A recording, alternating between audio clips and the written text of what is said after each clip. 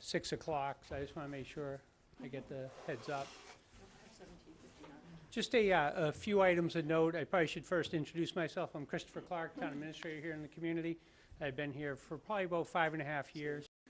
This year I did choose to take on additional responsibilities, so I am also acting as the official chair of the Affordable Housing Trust for the community. So I'm here in 2 capacities, if you would, tonight. A couple of just housekeeping. We do have some snacks and some drinks. Please help yourself to those during the presentation. Hopefully we can have it be a little bit of an informal atmosphere is what we're trying to do. Restrooms are right outside of the door for those that are not familiar with Town Hall. So we do have men's and women's room. And we would like to, the format is to try to get the material, get through the material. You know, this is a difficult subject, and the only thing I ask is please keep an open mind.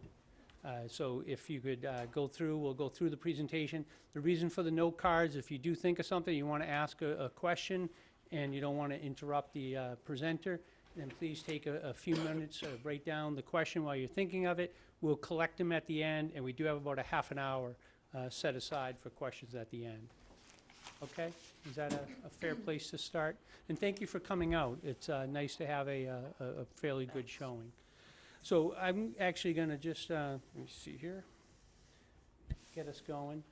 First off, I just wanted to talk a little bit. Well, the presenters tonight, I'm doing the overview. Belinda Deegan is here tonight. She'll be also helping us guide through. Heather Harper from the commission is here tonight. Charlene Greenhalgh was going to present Article 61. Charlene is under the weather, so I will be pinch hitting for her and doing that part of the presentation. And then we'll turn it back to Belinda, and then I'll come back up and do the question and answer portion of.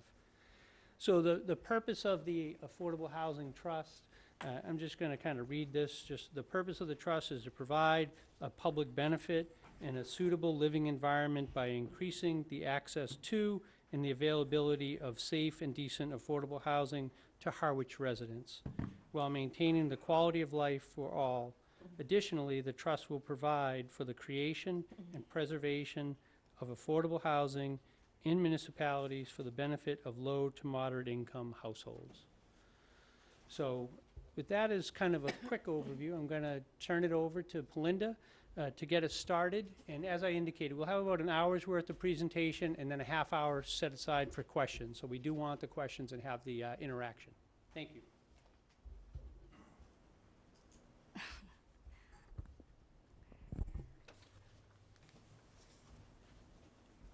Good evening, everyone. Welcome to the Harwich Housing Forum. The Housing Forum is sponsored by the Affordable Housing Trust. And at this time, I invite the members of the Affordable Housing Trust to please stand up and say your name and introduce yourself. Hi, I'm Brendan Lowney. Judith Underwood. Go ahead. I'm not in the trust. I'm Larry Brophy. I'm on the Affordable Housing Trust. And I already introduced myself, Christopher Clark. Don Howell is the vice chair, and he's unable to join us this evening. Wonderful, thank you. I'd also like to take this opportunity to introduce myself a little bit. Again, my name is Belinda Deegan. I'm a Housing Advocacy Program Manager at Community Development Partnership. Last year, we were hired by the towns of Harwich and Chatham to provide housing consulting services and to support the towns in addressing their shortage of affordable housing. So as a housing coordinator for Harwich, I work closely with the trust, Chris, and also Charlene, in providing support services related to housing programs and other affordable housing initiatives. I also hold office hours every Thursday here at Town Hall at the library room from 8:30 to 4 p.m. So if you're a resident and you want to learn more about programs and services that the town offers, I would love to meet with you, hear your story. You can sign up and schedule an appointment with me. Again, I'm here every Thursday from 8:30 a.m. to 4 p.m. So just back to our agenda. We have 3 presentations for you this evening. First up, we have Heather Harper from Cape Cod Commission. She will be presenting Harwich needs and how it impacts your community. Chris Clark will also talk about Article 61, and then I will be giving a brief overview of housing development. And we ask that you reserve all the questions after all the presentations. Chris Clark mentioned that we have index cards. So if you forget anything, if you want us to follow up with you, if you have any comments, write down your contact info and we will follow up with you. So now we please welcome Heather Harper from Cape Cod Commission.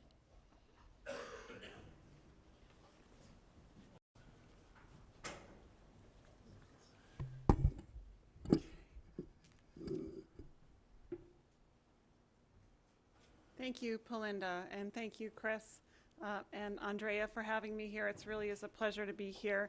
And I want to start off my comments by saying, what the community is doing by setting the stage to continue to tackle the issues related to affordable housing really is the most important thing that you can be doing. And I'll be presenting some data that can seem sort of rather extraordinary or intractable, but like any of the challenges that we face in our region, whether it's preserving our coastal estuaries and water quality. 20 years ago, we had challenges related to simply providing potable water supply in areas of our region. This is another challenge that we face across Cape Cod, and really establishing a strategy and the tools to tackle it is really the most important step in the right direction.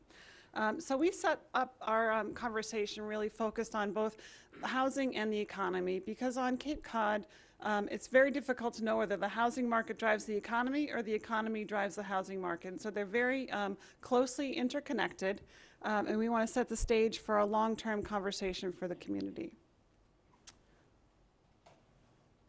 So we've got some economic and demographic trends. And the first one we start with is really a slide that illustrates that the challenge that we face on Cape Cod is extraordinarily unique. And it's a result of our region. If you can see across here, and I'm going to move away from the mic for 1 second.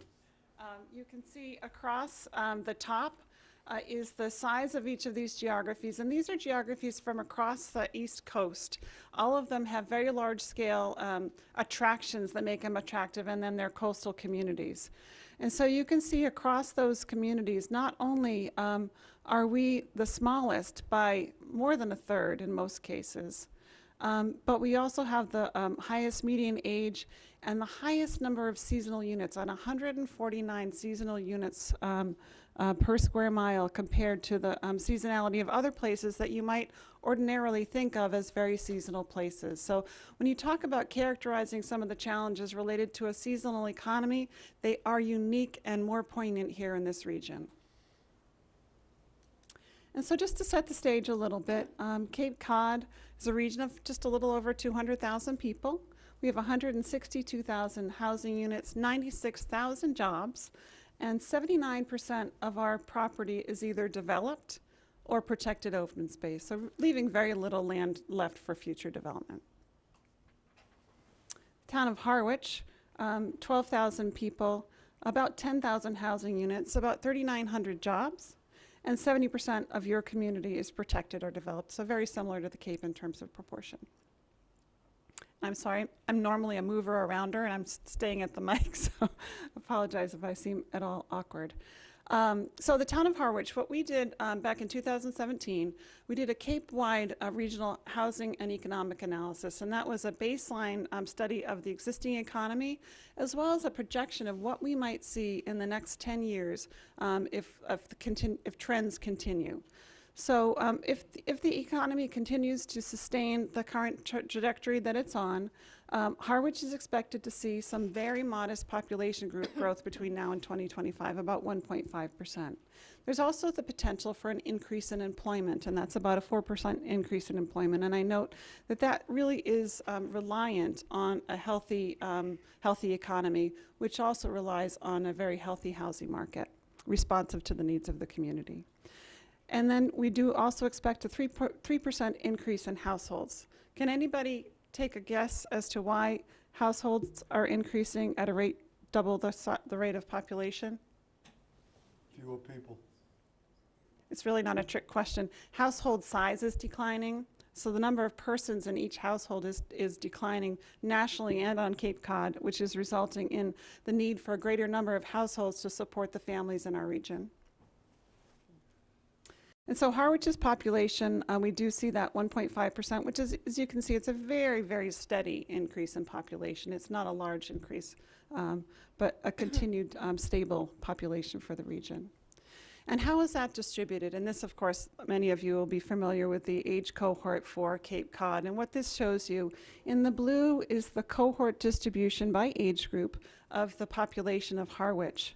And then behind it in the shaded gray that hopefully you can see, that shows where those cohorts fall for the Commonwealth of Massachusetts. So you can see that the Commonwealth is a little bit more heavily populated for those ages 10 to 40, where you see a large increase in population cohort in those age ranges from 55 to 74 in Harwich. So a much older population, and that trend is expected to continue.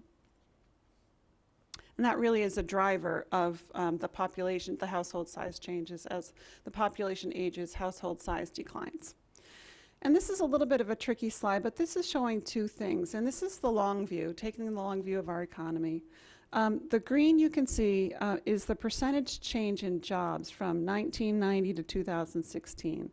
So that shows that we've seen some real robust increase in jobs in the early parts of the 2000s, with a dip as a result of the Great Recession and an upward trend from 2011 forward. And below that you see the average weekly wages.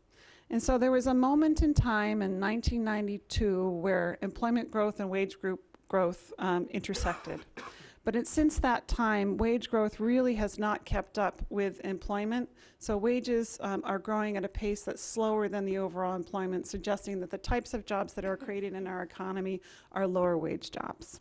And you can see, looking forward, that gap looks to be on a trajectory of continued widening. And so this is just total numbers of jobs in Harwich. And so we see a 4% increase in total employment growth in Harwich, and that's you can see the trajectory from 2015 is expected to continue through 2025. So really positive signs for your local economy. So this gives you an idea of what happens when you pull those things together, wages and ability to pay for housing in the housing market. And what this shows and demonstrates are the top 5 growth industries on Cape Cod. Healthcare through construction services are the industries that we anticipate are going to continue to add to the employment base on Cape Cod. And what this shows you is what it takes, how many earners it takes to either own a home or rent a home on Cape Cod. So you can see if you're in the healthcare and social assistance category, which is the top growth industry, a 2-person household is in striking distance of affording a home on Cape Cod. And 1 person in that industry at the average wage can afford a rental, if you can find it on Cape Cod. And then, of course, when you look at the accommodations and food services, retail trade, and those industries that are expected to grow, that do pay lower wages, it is very difficult for a 2-person household or 2 household head home to support ownership or even rentals on Cape Cod, requiring 3.3 persons to own and 1.1 to rent. And if you take a look at Harwich Employment, a starting firefighter or a starting police officer falls right into that healthcare and social assistance wage at about $25 an hour, close to $50,000 a year. But some of the support staff in the community fall well below that threshold. So a little bit about housing and development trends, both in the region and on Cape Cod. So our region is dominated by single-family homes, and that really is a trend that is unique to our region. As you can see, the United States supports about 63% of its total homes as single-family homes. Commonwealth of Massachusetts is lower than that, supporting more multifamily housing than the nation. Cape Cod supports 80% of its housing supply in single-family homes, and Harwich is above that at 80% of your housing stock as single-family homes. And really, that is one of the greatest challenges of our region, is the stock that we have lacks diversity. It lacks diversity and choice and opportunity, particularly as you see household sizes declining, supporting, in some cases, less than 2 persons per household. And then, of course, you've got the tenure, renter versus occupied units. The United States, about 36% of householders are renters, or households are renters. In Massachusetts, about the same at 38. Cape Cod, we dropped to about 21%. So over 80% of our residents are homeowners, with a smaller share of renters, making it very difficult to break into the housing market on Cape Cod and creating a significant challenge to meet that employment growth trend that we see, to recruit into jobs that are needed to support the region's economy. And then Harwich is behind that slightly at 18%. And of course, you know, every town is unique. 42% of your community is second homes, 88% single family, with about 16% of your total community protected as permanent open space. We talked a little bit of the number of households. You support about 5,300 of the over 94,000 households on Cape Cod. And we've talked about household size. For the United States, we're at about 2.64, and Harwich is at 2.19 persons per household currently, and that's just based on a 2017 analysis. And we do project that that number nationally, regionally, and locally is likely to continue to decline over the next 10 years, driving demand for more households, for more housing. And of course, this is a subject that is a great challenge to our region. For the United States, about 4% of all homes are seasonal. Massachusetts is about the same, with Cape Cod supporting over 38% of our total households as seasonal homes, and Harwich just above the median for the region at 42%. By comparison with your neighbors to the outer and lower Cape, that would be a very favorable number if you were in Truro, which they end up close to 70 or 80% of their homes as seasonal. So the challenge doesn't get easier the further out you go. And what we found is that demand for seasonal homes is likely to persist.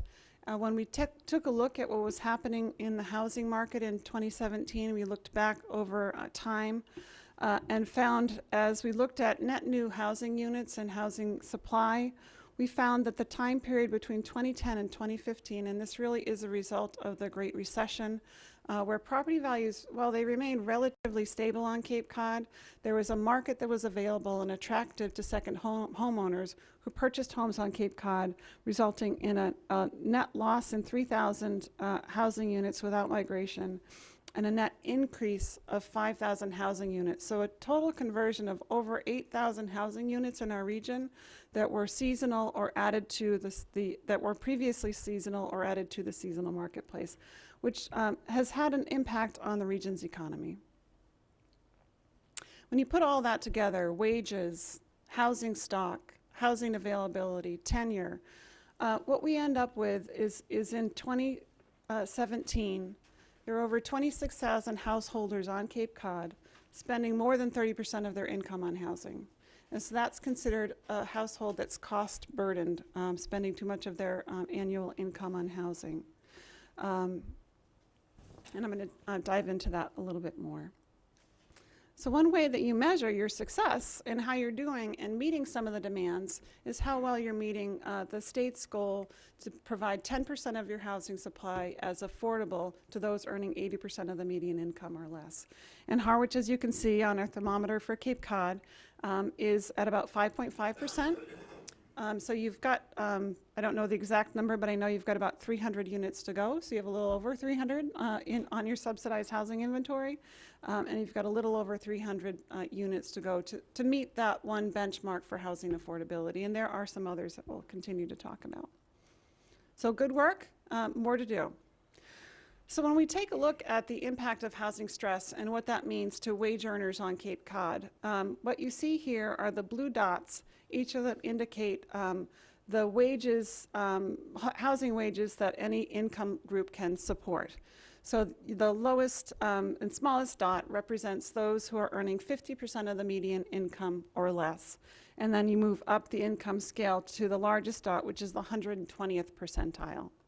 The green bar is the median home price in Barnstable County for 2015. So you can see even if you're at the 120th percentile, you have a challenge meeting the median home price. And that's representative of those 26,000 homes. As we look ahead, you can see that wages slowly creep up, as we saw earlier in that wage progression chart. But household prices continue to escalate based on demand in the marketplace. So there's the potential, if we do nothing as a region and we don't tackle some of the housing and wage issues that we have, that we could see close to a doubling of the population in our region that's experiencing housing stress or spending too much on housing, having less available for other things or making it very difficult to be here. And one of the things that we also see is that the peak housing stress currently is felt by those earning 80% of the median income or less. If we fail to tackle this issue in the shorter term, we're likely to see that housing stress continue to escalate up the income levels, and the peak housing stress is experienced by those earning 120% of the median income, which means just the pure number of householders experiencing stress will be greater at the 120th percentile. I want to stress that does not mean it gets any easier for those earning 80 or 50% of the median income. In fact, it gets much more difficult for all the obvious reasons, because those that are earning 120% of the median income are competing with those looking for households who are earning 80% or 50% of the median income. So it gets more challenging. What does that mean for Harwich? So right now, Harwich, which this tells me, and I always look at I'm a glasses half full person. This tells me that you're in striking distance, right? You have a housing supply in your community that's affordable to those earning 120% of the median income. And I can assure you that across the Cape that is not the case. There are many communities that are underwater today, simply can't provide a housing supply in the traditional marketplace. So there's a housing supply in the community that's affordable to those earning 120% of the median income. Looking ahead, and that's with a median house price of $350,000, and those earning 100% of the median income can afford $273,000. So you're within the range for those earning just over the median income. Looking ahead, of course, we expect that to change, and the ability for residents in Harwich to afford the median value home are going to be extremely stretched to reach a value that's projected at over $550,000. This just gives you a little bit more detail on that very same issue. What it shows you are the housing units needed on the far left, or the numeric number of housing units needed at each income level. And the orange dots and the orange illustrations on the left side are the 2015 estimates. So that demonstrates, and this is that peak that we were talking about, at the 80th percentile in 2015 on the far left corner, you can see that there's a demand for 1,400 housing units for those earning 80% of the median income or less. When you look ahead to 2025, the peak occurs at the 120th, where there's 2,600 householders experiencing housing stress at a higher income level. So what's the goal here, right? The goal is safe, affordable, and attainable housing. And this is a really great illustration of the Thankful Chases Pathway, which is a wonderful, beautiful community here in Harwich. And this image I love to use. Nothing makes you feel better about your community than seeing young people thriving. So what I want to talk a little bit for you is really to recognize what you're doing as a community and to give you some inspiration about what you can do for best practices. And so some of the best practices are community engagement. And those are community engagement around what projects you may be doing, but community engagement around the issue and how you're tackling those as a community. One thing that we're doing as a region is really thinking about the what. Whenever there's a housing development that's proposed in a community, the first question is, what does it look like and how does it affect me? rather than presenting a specific housing development, we're engaging the community in 5 or 6 communities now about what type of housing they'd like to see when a development comes forward. And so we're having a lot of community conversations around those in Eastham, Orleans, Sandwich, Falmouth, and Barnstable. And so we've done one piece of that analysis among many is a visual preference survey. So we've had over 800 responses from community members about what type of housing they'd like to see in their community in the future, what the scale of that housing is, as well as what the style is. And this is just to give you an idea of the different ways that you can engage with your community. And this was an online SurveyMonkey visual preference survey. And so this gives you an idea of the first 4 communities that provided feedback. And these are both on the scale of housing that might fit in their community. And just gives you an idea that the top left example, if you're in the bottom quarter of the survey responses, you're basically saying, no, that really doesn't work for me in that location. Whereas the second example was preferred in those communities as the type of housing they'd like to see. And these are a couple of other examples. And again, the top half of the chart indicates that you think this is a pretty good fit for your community. So you can see the top, there's a varied interest and very different views from Falmouth to Eastham. And the lower chart, you can see there's a pretty strong core of support for that type. Every place, again, but Eastham, who had very different scale and style preference than other places across the community. And when that really was leading us to is a conversation about building types and what types of buildings we prefer as a region to support the needs of our housing supply, and how can those building types provide the type of compact use that will support the needs of smaller scale housing to meet a smaller household size. And so these are just a few of them. We have 7 or 8 of these that we've done in models for these 5 communities that are participating. One, of course, is the accessory dwelling unit. This shows an accessory dwelling unit as a separate structure from the main structure, but those certainly can be within an existing dwelling unit. There's also the potential for micro units in a community like Harwich that may have some larger Cape Cod cottages or larger homes that may be able to support much smaller scale units, but having very little impact, visual impact on the community. And then, of course, you have cottages that can be placed at a higher density on a single lot, creating a neighborhood community within a smaller scale and transitioning appropriately from existing residential development. And so we've done a study. These are just a few examples of some of those. The cottage colony are likely to be clustered small-scale single-family units. They can be 1 or 2 stories, and you can get a density that's 8 to 15 units per acre, depending on how they're laid out and how they are designed. And of course, they come in any different flavor. These cottages can be reflective of something that's more consistent with a vineyard cottage style, or can be much more streamlined Cape Cod vernacular. And then lastly, or really not lastly, but the other way to tell your story is to talk about the community that's benefiting, who's benefiting from the work that you're doing. And this is an effort by the Community Development Partnership, who you're already partnering with for your housing specialist. But this tells the story of Amber, who is in the medical profession, living and working in your community and having a pretty difficult time finding a place to live, wants to stay here, hopes that she can stay here, but was bold enough to stand up and say, I'd like to tell my story. I'm a member of your community. So tell Amber's story, find other Ambers in your community, and continue to engage your town in how the work that you're doing is benefiting those that live and work here. And then I'd just like to mention a few other best practices. Some of them you've done and you're working on to develop a plan. You have a Harwich Housing Production Plan that does 2 very important things. One is establishing goals for the community, and the other is establishing some methodologies to achieve those goals. Keep in mind that there are a range of options in tackling some of your housing strategies. They can be programmatic. It isn't just building new units. You can participate in mortgage buy-down programs, rental assistance, rehab programs. You can also produce new units, and producing new units may include acquiring existing structures and rehabilitating them and providing them, giving them new life and a new use. Those could be anything from existing residential to commercial that's no longer viable in the community. You can convert units as well as build new. And then, of course, there's the best practices in terms of implementation. Congratulations on your Affordable Housing Trust. I know you're working with Mass Housing Partnership, who's here, on an action plan. You need to develop your partners, which you're doing a great job with, partnering with the CDP, with the Habitat.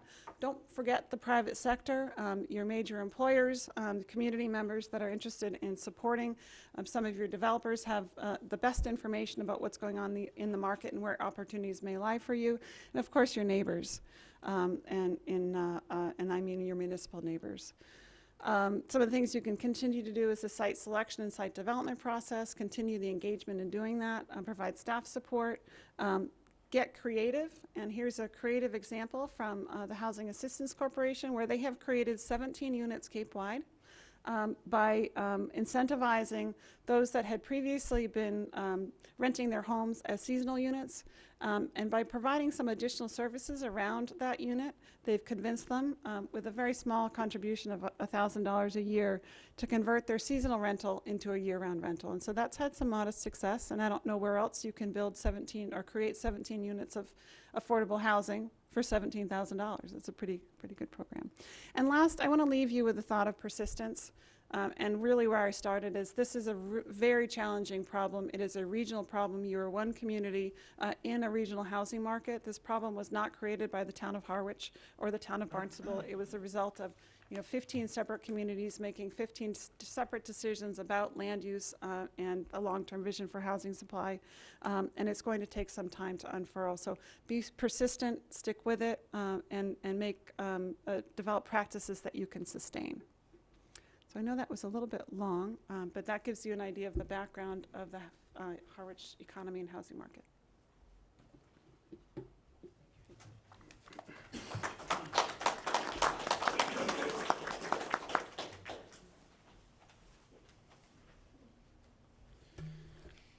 I've heard that presentation a couple times now, and I think it has a lot of power. And the thing that I think about after I hear that presentation is we have a housing cost and a housing value that's up here, and we have income that's here. And how do we bridge that gap? And really what we're trying to do at this town meeting, we started doing the last town meeting, was we create an affordable housing trust. We also last year put in $500,000 from CPC. So the CPC has been, Community Preservation Committee, has been a strong ally. And we do have under Article 42 a request for $300,000 towards housing for this town meeting. That will give us $800,000.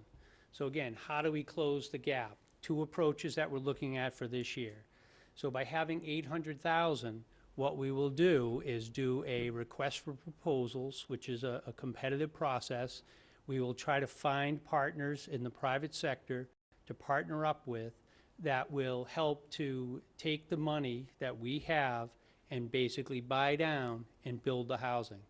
So one approach is to establish partnerships through a competitive process, establish that partnership, have a developer come in and construct housing, and hopefully construct housing in the forms that we showed some of those images of is really the goal. The second, and what I wanted to kind of talk about specifically too, is Article 61 is land transfer. So similar process, the housing trust goes out, finds a developer to come in through a competitive process again to build housing, except this time where the land value, if we have to have a private developer go and develop a site, he has to purchase that land. What we want to do in this Article 61 is identify parcels of land that are town-owned that are under general municipal ownership. It means not dedicated ownership. It's just under general municipal ownership. So we have land that is conservation land, which really, due to different legalities, we can't touch. That stays as conservation land forever. So there's a lot of town land that falls into that category. We're not looking at that. We're identifying parcels throughout the community in a scattered approach that we would then not have any cost for the developer to put the housing on it. So the bridging the gap would be to have the land basically for free and construct the housing on it. So staff, myself and the town planner, and then members of the trust reviewed the various parcels that are currently under the jurisdiction of the Board of Selectmen as general municipal property and are looking to convert that from general municipal purpose specifically to the trust. What the trust will do, this is really the first step, we have to have ownership and control of property, so then we can actually do an analysis to see if it makes sense to develop and what can be developed on these parcels. So this will probably be an ongoing process as the trust continues to look at parcels as we go.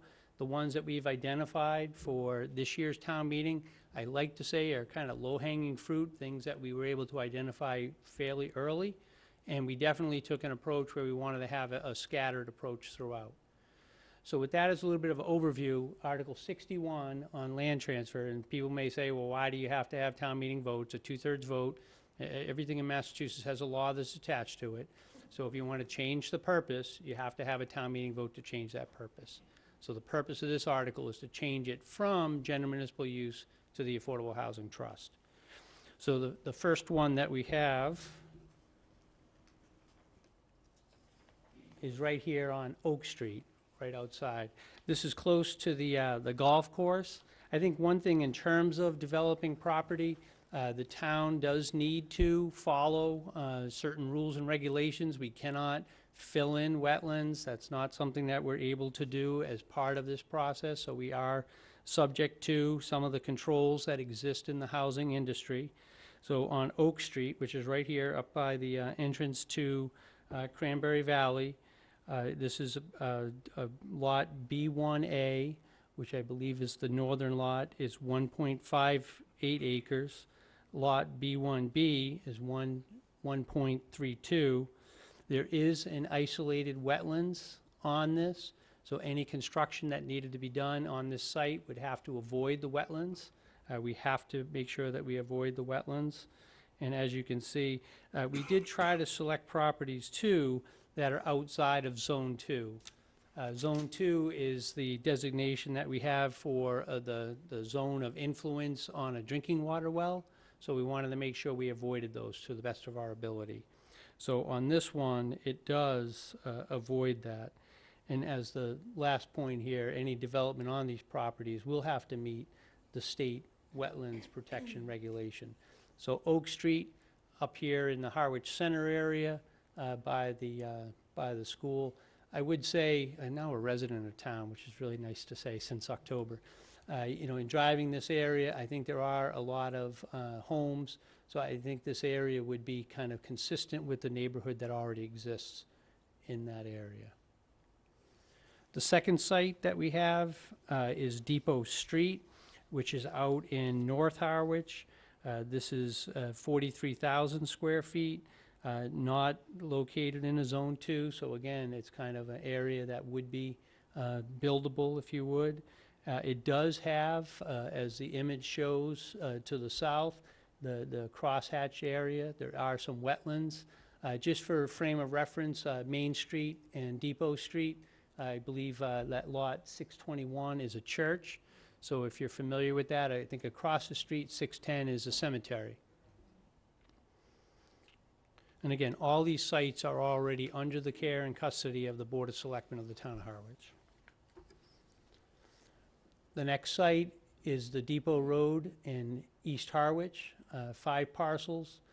In total, it's 28.11. There was a revision made to this, so that number has been decreased. The warrant article, Article 61, does reflect the change. But in this, I keep looking for a laser pointer. I don't know if this has a laser pointer on it. It does. So J1 and J2 and J3. The Board of Selectmen removed J4 and J6 because of considerations of protected area, the Massachusetts Endangered Species Program. So the southern section has that. You can see J3 is kind of split where there's some in it and some out. What we'd like to do for septic purposes, we wouldn't be developing in J3 to the south, but we would probably concentrate a little bit more of the housing in the northern section. And these two bodies right here are vernal pools. Vernal pools are basically considered to be wetlands, so any construction would have to avoid those vernal pools as well.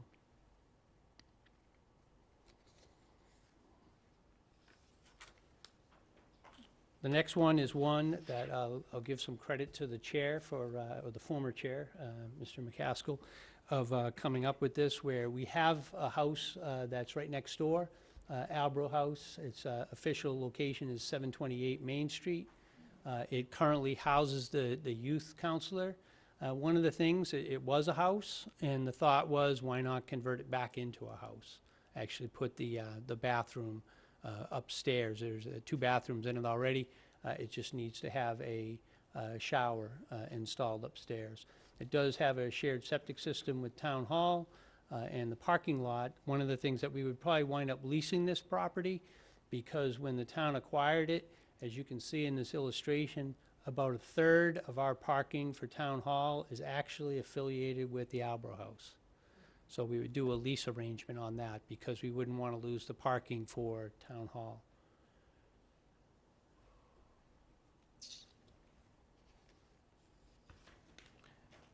The next site is 265 Sisson Road, which is about 1.1 acres. It is in a MRL zoning district, not in a Zone 2. Folks will know this as Harwich Junior Theater, 265. Harwich Junior Theater property is actually owned by the town of Harwich. There is a long-term lease with the Harwich Junior Theater to occupy that. When that property was originally leased, there was a plan, or at least I'm not sure if it was a specific plan or just a concept, to have affordable housing put on the site in the lower section, in the southern section. So when we came across that, we thought this would also be a site. Some of these sites, like this one in particular, certainly walking distance to Main Street, so it has an attraction because it is within walking distance of Main Street.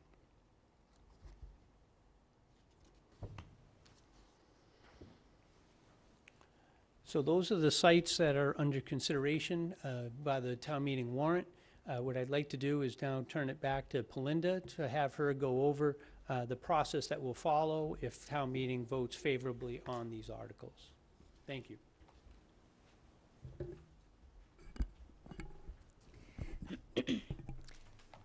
Thanks, Chris. So you guys have learned about Harwich housing needs with Heather's presentation. Chris talked about Article 61. So what happens when Article 61 passes? It's the housing development process. I won't be going through the details. It'll just be a quick overview and a breakdown of the major phases, and we just want to give you an idea of what the process looks like. So the first step is having a good strategy. And this is really determined by the Housing Production Plan, which is posted in the Affordable Housing Trust's website. And this is really based on local housing needs and the housing needs assessment that was conducted during the Housing Production Plan development. The second strategy is a scattered site approach, and this strategy works well with the town, and it ensures that housing is not concentrated in one area. And this is just a year 3, 2019 strategy that I took a picture of from the Housing Production Plan to give you an idea. So what has happened so far? Chris mentioned the sites that were identified in Article 61. It was presented to various boards and committees, and now it's up for a town vote in the upcoming town meeting. So what happens next? This is the pre-development phase, which looks at engineering tasks and site evaluation and engineering tasks. We will also be conducting facilitating a community input process to get your feedback.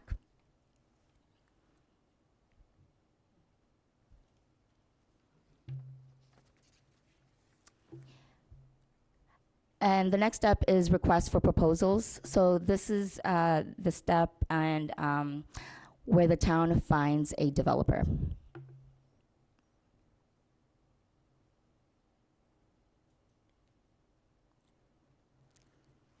So once the town has selected a developer, construction phase will begin. And let's see.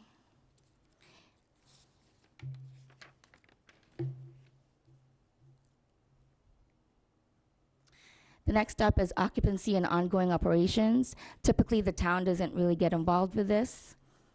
And that's it.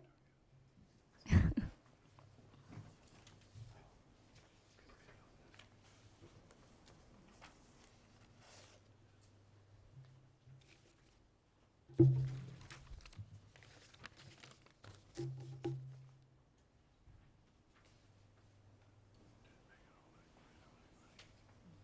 kept it to about 45 minutes, so I think that was actually pretty good. What I'd like to do now is, you had the opportunity to write down questions. I think what we'll do is, I would like to at least offer to folks, if you have the questions, we are trying to televise this. I've been in government for a while. More people like to be at their home and watch these than to show up. So it's not at all unusual to have a smaller crowd, but when we get it on television, we get a bigger input. So we do have, obviously, microphones. There's a podium at the back of the room. So I would ask, if you have a question, if you want to get us started, you can ask the question. I will ask the other presenters to come up. As much as I like to think I can answer a fair amount of these, I'm certainly not the expert in the room. Or if other members of the trust that are in the back that also have microphones available to them, certainly they could ask questions. So who wants to get us started in terms of questions? Yeah, if you don't mind going up back. And just for the record, just if you would give us your name and address, and then the nature of your question. Is this it here? Yes. Okay. It's fancy, trust me, it will work, so just All right. speak towards it and Okay. we're good. Are we good here? Do you hear me? Yeah. Okay. My name is Robert Brown. I live at 2 Englewood Drive, Harwich, Mass. To put it another way, it's the Country Meadows condominium outfit. Okay. Okay? And I actually had a question. You kind of blew through it so quickly that I didn't know if I got it or not. But the Harwich Junior Theater, is that branch office of the Harwich Junior Theater that's right out here? Yes. Okay. Yes. I didn't hear you say if that was going to be made into affordable housing or if it wasn't going to be. Yeah, that's a great question. I apologize for going a little bit too quick. The building itself is going to stay. We have a 25-year lease. They're probably about 5 years into it, so they have about 20 more years. So Harwich Junior Theater, that building is staying. When that building and that site was considered, it was considered with the idea that we would put and build some affordable housing in the southern section of the site. So the site is going to stay, the building is going to stay as is, and we would put housing units to the south. But you're looking at 20 years down the line from, No. The Harwich Junior Theater lease for the existing building is for another 20 years. right. The southern section of the property, the vacant area of the lot, we would construct housing in that area. But that only is as large as that parking lot, am I correct? Well, there's a little bit of a grassed-in area. Let me see if I can call that up to.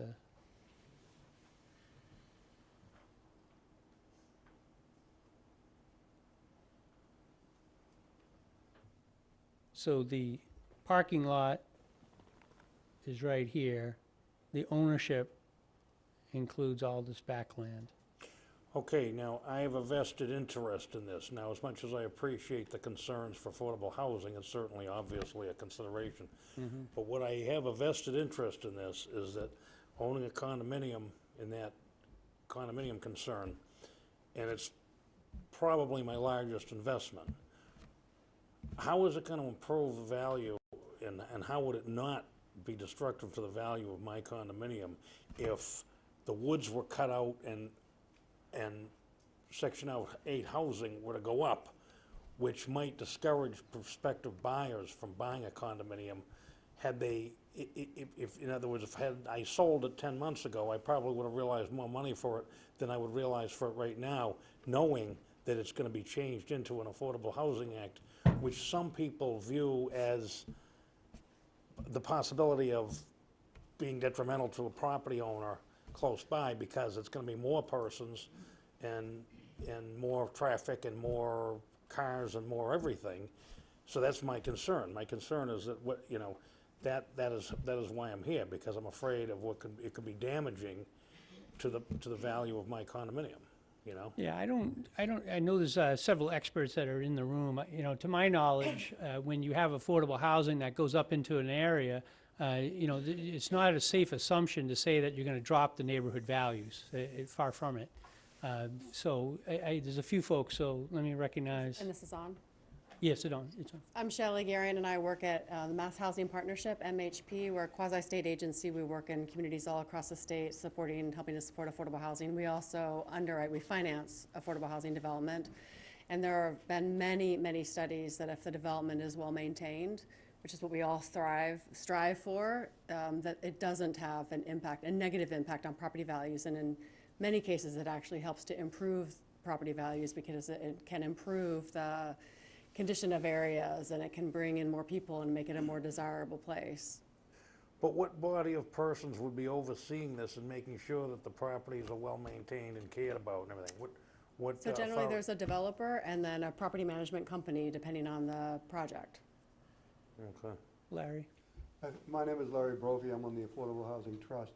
And for the most part, you're talking about housing development that is mortgaged, it's not rented. So the people that are going to be living in those houses are not any different from you, except they have a little harder time reaching that threshold of mortgaging.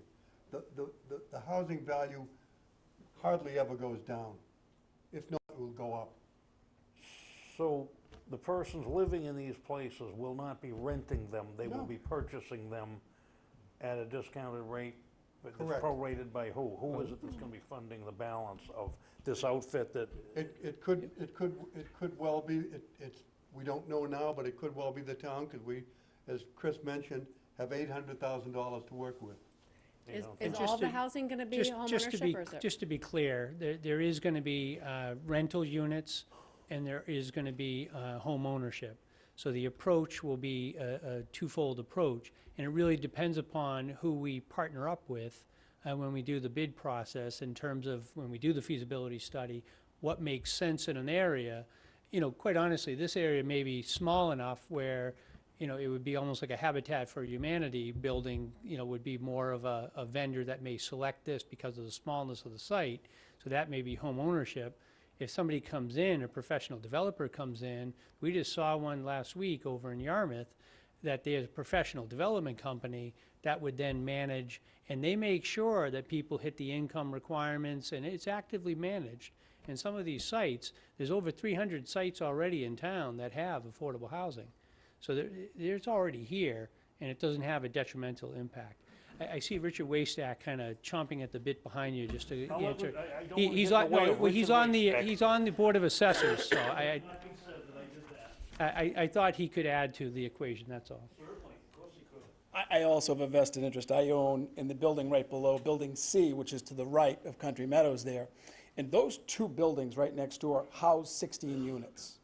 You look at the scale of where the house... 60 units? 16 in 16. each of those buildings. Thank If you. you look at the scale of the Harwich Junior Theater, even putting two buildings like that, that could be 16 units. I go back a long time with this affordable housing in this community. And back in the late 80s, the Harwich Community Development Corporation developed a neighborhood known as Community Way. It's out off of Depot Road, or Depot Street, off of Driftwood Lane. And there was some old Coast Guard housing in that neighborhood, nice little neighborhood. And we did the same thing.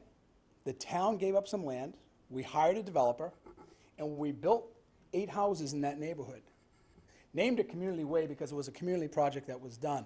And if you drive into that neighborhood today, and Bob, this is going right to your point, those houses are as nice, if not nicer, than the neighborhood that you go through to get there. You couldn't tell the difference. Couldn't tell the difference at all. And Habitat for Humanity a number of years ago did a beautiful project out off of Depot. And it abuts a road called Sterling Road. And there have been, I see some of my fellow realtors in the room here tonight, there have been a number of sales on Sterling Road that are directly abutting that beautiful Habitat for Humanity project or development. It's had no impact whatsoever. The key is doing it right, is developing it right. And what we're proposing today with these articles are the same things that we did back in the 80s, subsidizing the land, bringing a developer who builds a good project. But you bring up such a great point that no matter what we do, no matter how we vote at town meeting, that the importance of a community involvement is huge. Habitat for Humanity has been working on a development in West Harwich for a couple of years. And it took a couple of years to get through the permitting process because we had people come out and say, we don't want that kind of development. And the Commission did a beautiful presentation, and some cottages that we used in the pictures are a development that was come from Dennisport over an Old Wharf Road. And some of those cottages are selling for over $1 million. And if you look at the density of that project, and I challenge anyone to drive by Old Wharf Road to see that, seasonal housing, condos, highly, highly dense, and as sensitive an area as you can get on the water in Dennisport, selling for over $1 million. So the bottom line is that we've got to get the community involved right now. And we talk about that data was from 2015. And as chairman of the Board of Assessors, we see the seasonal sales skyrocketing. The median value in our community is skyrocketing. And we're seeing so many other forces on affordable housing. We're seeing many of our condominium complexes that right now are being utilized as rentals. You mentioned if you can find a rental. Many of these condominium complexes are banning rentals, not just seasonal rentals. They're banning year-round rentals. So the rental pool is dropping dramatically. I own some units I own here in Country Meadows, well-maintained, beautiful if you drive in there. I have a complex in Dennisport that's in the process of trying to go no rentals. And in that particular complex, there are approximately 20 rentals. And we can't say it hasn't happened in town because it has. 2 years ago, Anchorage Condos, right down in Harwichport, right behind TD Bank, banned rentals outright. And people who were renting in there had to find other rentals. So what's happened, it's pushed those affordable, not even affordable, the market rate rentals through the roof. Go to Craigslist today or tonight when you get home. Try to find a rental in Harwich, an apartment or a house. You can't. So, you know, having raised kids and now having grandkids in this community, affordable housing is essential to who we are as a community. We look at who is going to service our needs in the future.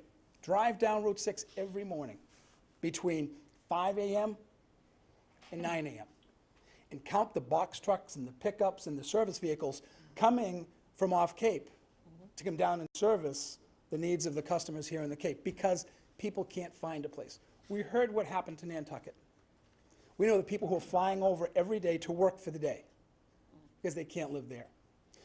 20 years ago at a planning board hearing, we were talking about then affordable housing, and I said at that time, and I say the same thing tonight, the Nantucketization of Harwich has begun. And I want to see my kids and my grandkids have an opportunity to stay in this community if they so choose. But we've got to provide housing for them. And we need to find a mix of affordable and market rate. And when we look at things down the line, I'm going to remind you, we have another article, Article 23, that is accessory dwelling units. It's a start. It's not going to add a whole lot of units. But for folks who want to add a unit to their property, if they're a senior and they want to stay in their home and age in place, they have the right by permit, not by special permit, to be able to put on an accessory dwelling unit. So I'd encourage you all to vote for this article in Article 23 at town meeting. Thank you, Richard. Kathy?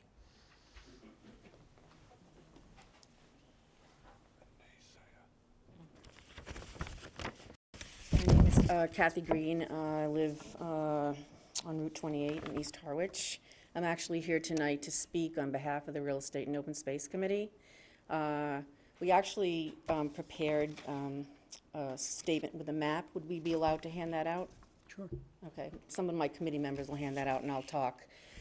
The Real Estate and Open Space Committee fully supports the efforts of the Affordable Housing Trust to address the housing needs of the Harwich community and to try and provide alternative affordable housing for our seniors, our workforce, and our young people, as well as others in need. The Real Estate and Open Space Committee does support the majority of the Affordable Housing Trust proposed warrant article number 61, A, B, C, D, E, for the May town meeting.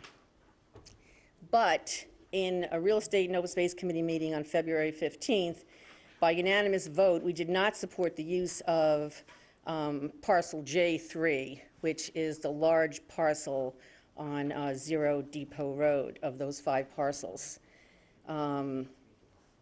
And I'll just give you a couple of reasons why.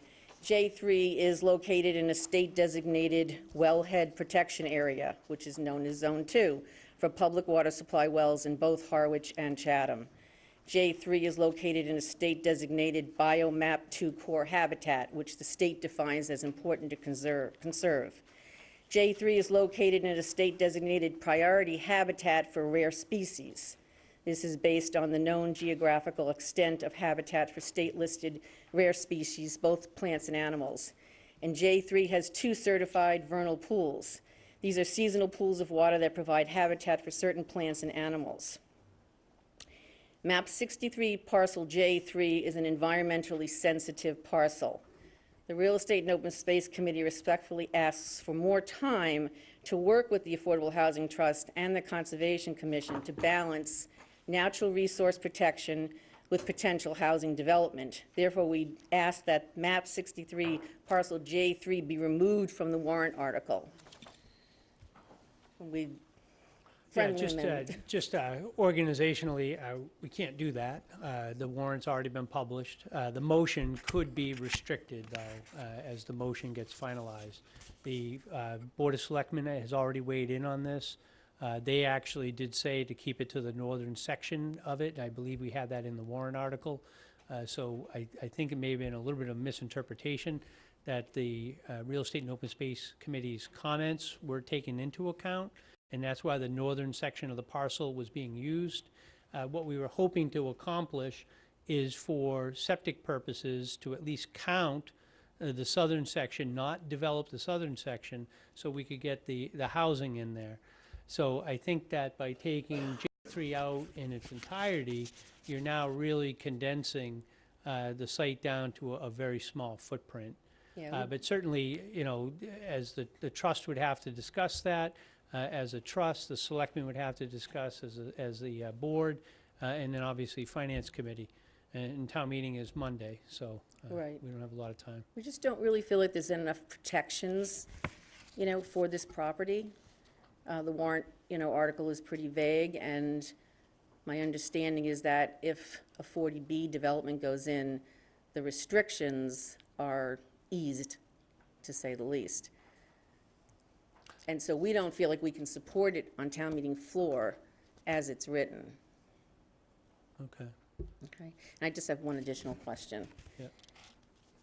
If land is transferred to the Affordable Housing Trust at town meeting, and then the Affordable Housing Trust, after a feasibility study, deems that it's not developable, what happens to the property then? Can it be sold by the Affordable Housing Trust?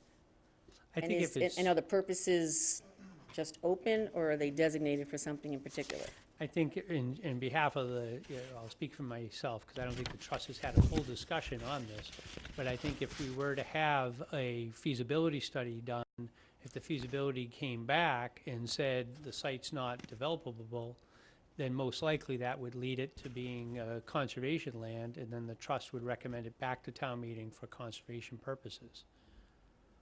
So there's no Is- no chance that they would sell it for something else? You know, that's not a fair question, that there's no chance. Well, I think in terms of that, there has been some discussion on the trust that if we found that a site was developable, but for some reason we didn't want to do it for affordability, would the trust then sell it and then have that money go into the trust to then develop and buy land somewhere else? I think you could see potentially a few of these sites where potentially it makes sense to get some market units and some affordable units, and then get some of the proceeds from the market sales in terms of putting money into the trust. yeah, I understand that concept, I just don't understand the fact that then the property is left, it could be we don't know what would be developed then, or what would happen to the property if it was sold. Yeah, I don't know if I follow necessarily the last part of the question. Okay. That's it. Can I make a comment on the first part, though, Chris? Sure. So the concern about a Chapter 40B development, if the land is transferred to the trust, and then the trust would, after doing feasibility, you would put together a request for proposals, so it wouldn't be a Chapter 40B development because the RFP would give some direction to a developer about what you'd want to see there, so it wouldn't be through the 40B process. Go ahead. Unless it was just permitted through that, but it would be an RFP that would then invite developers to submit a proposal, right? Yes. And we could, to that point, we could restrict in the RFP that we Exactly. wouldn't do anything to the southern section. Exactly. I mean, that's, if it's under the care and custody of the trust could certainly do that, as the Board of Selectmen could do that now. Hi, James Donovan, 40 Allado Farm Lane. I'm also a member of the Real Estate and Open Space Committee.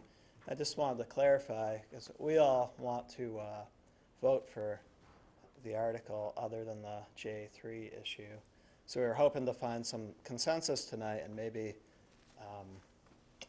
have some language or an amendment so we all feel comfortable voting on it. When we sent our letter of recommendation for all the properties, we had a map attached and there was a line drawn on J3 of the area that we felt needed to be protected. And, you know, I can see how it will work out well to include it, to get credit for bedrooms, for zoning. But we're really not comfortable without there being language that restricts it, which would say something that the land to the south of this line would remain in its natural state. Or I'm not sure if anyone here has an idea of how we could pull that off by Monday so we can all vote for this, but that's what we're hoping to figure that out tonight. It's actually, this property is in 4 different Zone 2s for approximately a dozen wells in 2 towns. And what you don't see on that map, but you see on the maps we handed out, it's actually virtually the entire property is in either NHESP priority habitat or core habitat. It's really the entire thing. So, you know, while we were supportive of all the other properties and even housing to the north of the vernal pools here, seems like it could be a good spot. We're really looking to see some language that protects the majority of J3. Thank you. And I am happy to work with the town attorney to see if that has, if there's a way to feasibly do that. Actually, Brendan, did you have? I'll just make a quick comment that, you know, the conversation really doesn't stop tonight. I think once it passes and we do our feasibility, I think there's still a conversation we can still have about how the land is developed and getting the community involved. So it's, you know, it's not, it just passes and we're off and running. I think we still want to have your input as we move forward. So just Yeah, all the something to think trust meetings are public meetings. Any process we follow would have to follow an RFP process, so everything is going to be public. I think that's a great point. I mean, this is the beginning of the conversation, not the end of it. Yeah, just to reiterate Brendan's point, we've been having these conversations at the trust meetings, and if you go back and look at the recordings, there has always been a desire to have a community input process. Pelinda alluded to that earlier, before an RFP is developed. So the idea is that the town does pre-development work on these locations, which costs money, right? The town cannot spend that money unless it's under the jurisdiction of the Affordable Housing Trust. And so there will be 2 pieces of information, right? There's all this technical information that's gathered through the pre-development work, and then there's going to be a community input process to gather your feedback on what you think fits in the community. And those 2 buckets of information will both inform the RFP. The entire desire here on behalf of the trust is to develop a request for proposals that is responding to the needs and desires of the town. And the idea is to attract the highest quality, most beautiful development that you can do. And so doing this on public land is one of the key critical pieces of allowing that process to unfold. On this Depot Road, I wonder if it's helpful to clarify that all of the wetlands, all of the protected areas are protected at the state level. The town cannot supersede those protections. They are already in place. There is nothing that the town can do to develop on land that is not allowed to be developed on. So that is already covered by state regulations. The idea behind including the entire area is to ensure that there is an appropriate number of bedrooms that would be worthwhile for the town to pursue. And so it's purely a wastewater calculation. It has nothing to do with developing that area. So I wonder if Laura or Shelley from MHP can speak to that wastewater calculation and why it's important.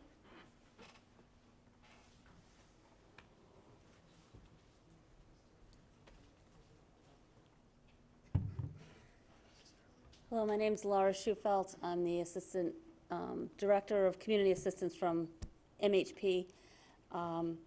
And basically, I think Andrea kind of gave you the overview of why it's important to have all the land to be able to be used in the calculation. Is that Title V, which is the septic law, allows so many units per square foot of land, basically. And so you need, in order to have a concentrated development with more than 3 bedrooms per 10,000, I mean, 1 bedroom per 10,000 square feet of land, you need to have excess land in order to do a cluster development.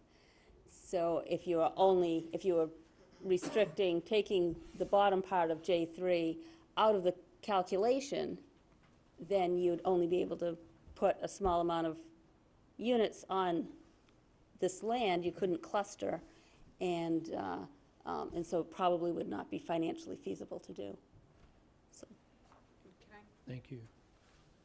Are you following up on that? And Yeah. Kent has the next question, so I want to make sure he gets an opportunity. Just correct me if I'm wrong, but when we discussed this parcel, we talked about using all of the land in the calculation. We also talked about putting a system in that would take care of the nitrogen load, so that it would be an alternative system, so that we wouldn't be overloading the area. Yes. Correct? Yes. Yeah. And the feasibility would get into more of the details of that. Kent, you're up. Kent is the former assistant fire chief in town, so we worked together for a while. Didn't want anybody to know that. Good evening, I'm Ken Ferenckoff. I live at number 269 Depot Road, which is right across from those vernal pools. I was a municipal worker when I started, came here and didn't know how I was going to make it. Bought a lot for $11,000, which was a whole mortgage, $40,000. And I remember saying to my wife, I built my own home. I remember saying to my wife, I don't know how I'm going to pay my mortgage, you know. But we made it, and we've been here for 35 years. So my concern with that vernal pool, and I'm really glad that this came up. Like I said, I live directly across from that. The wildlife that comes out of there, I got owls over there, I got spotted salamanders, I have turtles that lay their eggs in the front of my house on both sides of the road. It's water in there all the time. These are like ponds.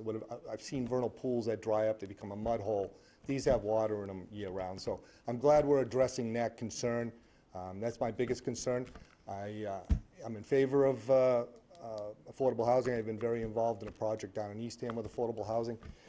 But those are my concerns. My other concern, being on the public safety side, I've had 2 young people killed within several hundred feet of my house in motor vehicle accidents. One when I was building my house, and the other one a few years ago, and I was directly involved with both of those. I have a great difficulty getting out of my driveway. You want to back out of that driveway. We're on the only curve on the road there, just about right across from those vernal pools. It makes an S, and there's a real curvy section there. So if they are going to do something, I would really recommend or highly suggest a safety study on the traffic there. I've had a car roll over in front of my house with a lady pinned in it. I've had my telephone pole taken down, ripped the services off my house. So that is a real dangerous area. The road is really straight and curved. So I would hope, you know, if this does go, we can get a traffic safety study in there. The other thing, there is quite a few rentals down in the Driftwood area and down on Depot further. A lot of the visa kids that work in these areas are walking those streets at night. I come across them all the time. When I would come in from an incident at 2 or 3 o'clock in the morning, they'd be coming home from work. We really need, if they're gonna do something there because of the proximity of Red River Beach and the bike path, we need to look at sidewalks in that area. So if something goes on with this, I plan on being, involved with this, but those are my concerns. I've lived there for 34, 35 years, and I've lived these emergencies, and I back out of my driveway every day. And those vernal pools, my kids grew up with everything that came out of those vernal pools, from the frogs. I got a lot of spotted salamanders in my yard and all that stuff. So I appreciate the concern with protecting those. Thank you. Thank you for the comments. We'll definitely keep that in mind. A lady, and then you're next, okay, after. Good evening. My name is Carol Rickaby, and I'm actually speaking on behalf of my mother-in-law. She lives at 1235 Orleans Road, has been there for 60-plus years. And you're talking, the J3 is such a big concern. You're talking about building in that J2 spot. That's 4.6 acres. And that's, my first question, what would be her setback? Because it's a really tight area there. To walk from her backyard to those vernal pools is a very short walk. We are concerned about the wildlife as well. She has deer walking in her backyard. This gets personal. She's 87 years old. And when you talk about declining property values, that's going to decline her property value. When she lives on 39, built there with hardly any traffic, now during the summertime, you can hardly sleep due to the amount of sirens going by her road. You're going to sandwich her house in a high, and you called it high density. So that's our concern. I can't speak as eloquently as your previous speakers on the viability of J3, which is obviously extremely important, but getting down to the personal, the one-on-one, that's her life, that's her home, and that's going to be tough. And that's our input on that. Okay, thank you. That's a personal story. Go ahead, Alan, sorry.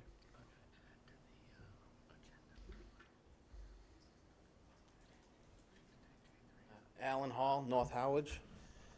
I come here with a lot of different questions, and a lot of answers are in my head. I'm the kind of guy that thinks out of the box, try to look at things in the future, try to see how best fits my family and friends and the community. My question is, what is an affordable home? I really don't know what an affordable home is. The other thing is, what makes it unaffordable?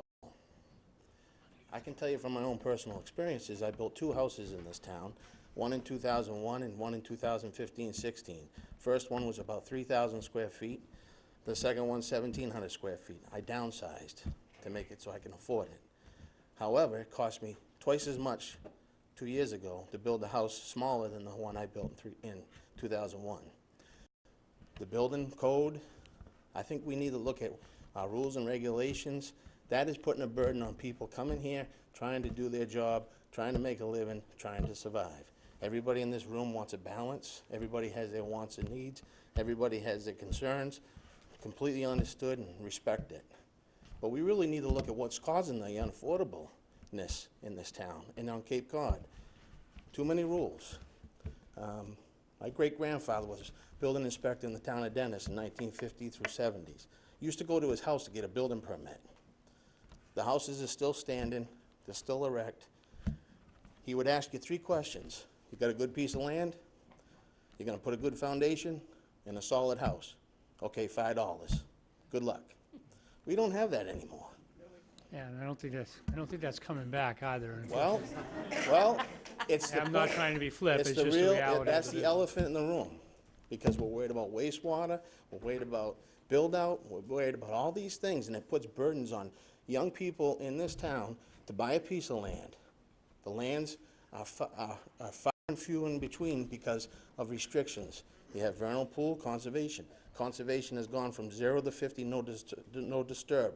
50 to 100, you gotta go in front of the conservation. Years ago, you didn't have that. I think today, people respect everything in our environment. because it's been taught in the schools forever, the last 25 years. I don't think anybody's going to do damage to a wetland or a vernal pool. They're going to respect it. I think a lot less review would help people build opportunities. We're missing these opportunities, and it's going very fast. As you just said, we're not going to get it back. Well, I think we could. And it's going to take a lot of work, but it's something that needs to be discussed. The town is growing tremendously, and I really feel bad for folks that grew up here, like myself, generations, and other people that are moving away. Look at Provincetown. There isn't many native folks that live there anymore. They got bought up, people came in, I'll buy your house for $1 million. Who wouldn't take $1 million? The Maine, that's where everybody goes.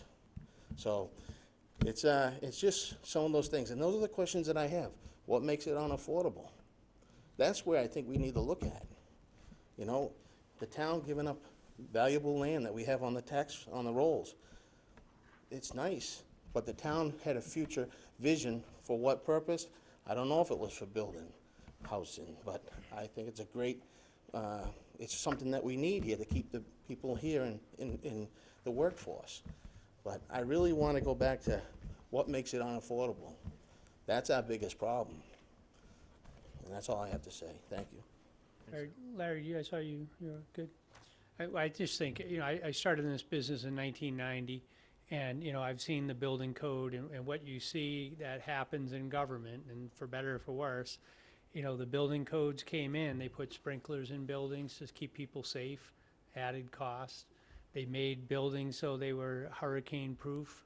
You know, we have flood issues, and every time natural events come up, or quite honestly, a safer way to construct things, it's added cost.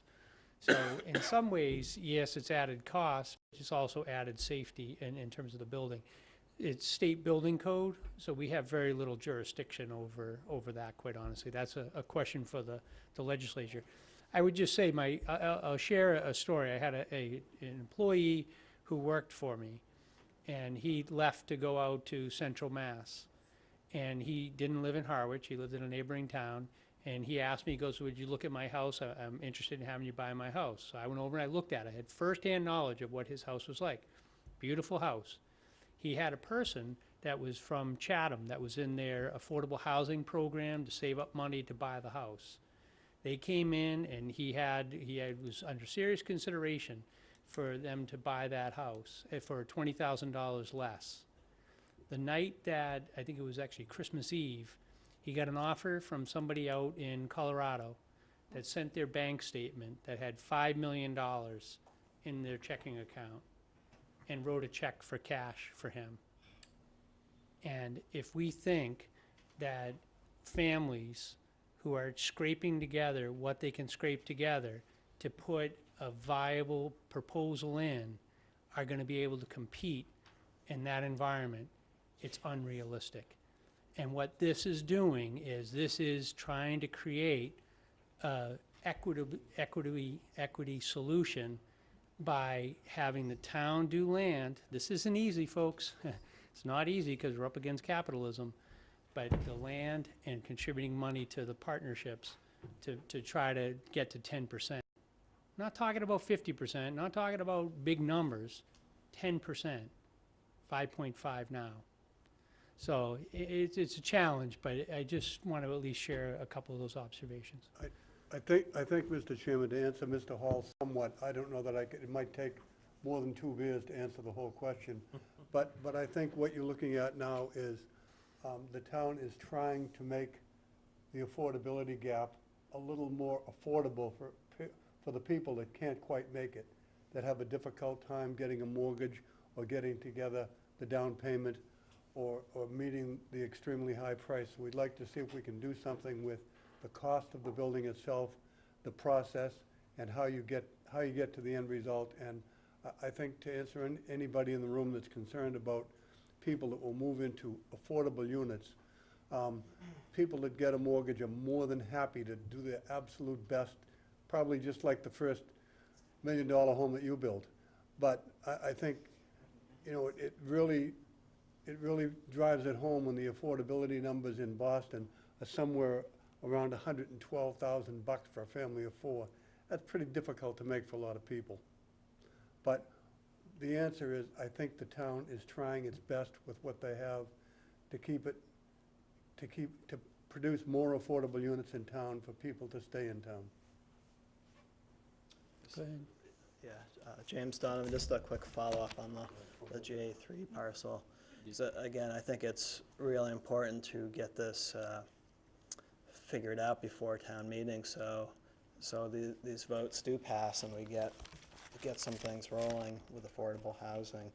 But to clarify, there aren't any state regulations that would prevent that property from being developed. The NHESP program, which is Natural Heritage and Endangered Species, does not necessarily regulate against development. It's just meant to show municipalities what should be protected and what is important to be protected. When you look at that map there and you see the yellow going on both the left and the right side of Depot Road, part of the reason why that's there, it's a corridor between our town forest and our conservation and water department land around Thompson's Field. And the other gentleman spoke to some of that, what happens in a wildlife corridor, the salamanders and various wildlife. So that's part of the importance of protecting that. But as far as the state regulations go, essentially there's just a very small buffer zone around wetlands. That's the only actual regulation, and it doesn't align with our town regulations. But I did jot a note. I mean, I'll talk to the town attorney if there's a way to count it towards wastewater but not develop on it. We'll certainly explore that before town meeting. Right. Yeah, if there's any way to just insert language, because we are supportive of it overall, and there's nothing that wouldn't hurt anything to count it as open space towards a cluster development. That wouldn't hurt anything. I believe that's the intent behind this. But to clarify also, our map, that line we had drawn was to the north of the vernal pools. It didn't include anything to the south of them. That's what we would be looking for as far as some sort of restrictive language. Thank you. Thank you for your comments. John actually had his hand up. Sorry, Richard. John Chory, 153 Gorham Road. Assuming that your article's passed on town floor, Chris, and you have this land and you'll have approximately $800,000, what does the trust hope to accomplish with that $800,000 to the extent of how many affordable units that they'll think they'll get out of that? I see a lot of development costs being talked about, design costs being talked about. How many affordable units are we looking to get out of that $800,000? Anyone can give me a rough estimate? I have no idea. I mean, until we start doing feasibility studies, until they start to say what's possible on the different sites, what the development costs are going to be, it's way too premature to try to guess the number of units. So it is conceivable that $800,000 would totally be consumed by development and costs. No, I How wouldn't many units necessarily. could you We expect also to get own out the of it? land. Because We also own the land along with the money. Right, but In- how in many these affordable ones- units are you going to get? We don't know now. We don't know until they do the development. I'm going to see. Andrea. If I can offer, I totally understand the question. It makes logical sense. It's just kind of an apple and oranges kind of question, because the trust has X balance right now. That's a snapshot and a point in time. The trust is going to be acquiring more funds. That's the point of a trust, right? You add funds to the trust every year. The process to work on these different locations is going to happen over a long period of time. And because the town is so committed to involving the community and getting community input, there's no way that the town can presuppose what will be done, because that would be counter to the goals of the trust. So I think it's better to think of it as the town is going to engage in a prioritization process after town meeting, as we discussed.